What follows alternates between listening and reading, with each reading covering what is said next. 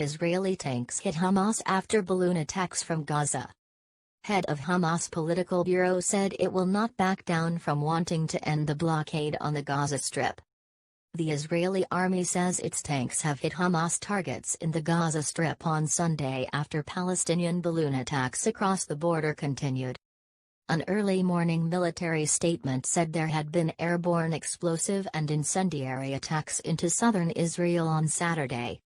There were no immediate reports of casualties from any of the incidents.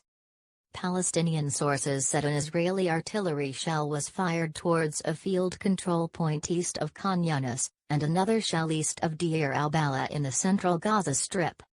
According to the Israeli fire brigade, the firebombs Gaza Strip has a population of 2 million people, more than half of whom live in poverty, according to the World Bank.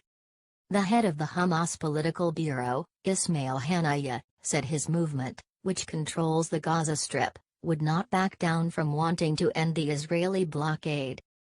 Our decision and the decision of our people is to go ahead with ending this unjust siege in all its forms, Haniyeh said in a statement issued by his office early on Sunday. The leadership of the movement is closely following the current situation in the Gaza Strip in terms of communications and mediation carried out by many parties to work to break and end the siege on the Strip. An Egyptian delegation has been shuttling between the two sides to try to broker a renewal of an informal truce under which Israel committed to easing its 13-year blockade of Gaza in return for calm on the frontier between the two. It was joined this week by Qatar's Gaza envoy Mohammed al-Emadi, who delivered the latest tranche of $30 million in aid to the territory on Tuesday before holding talks with Israeli officials in Tel Aviv.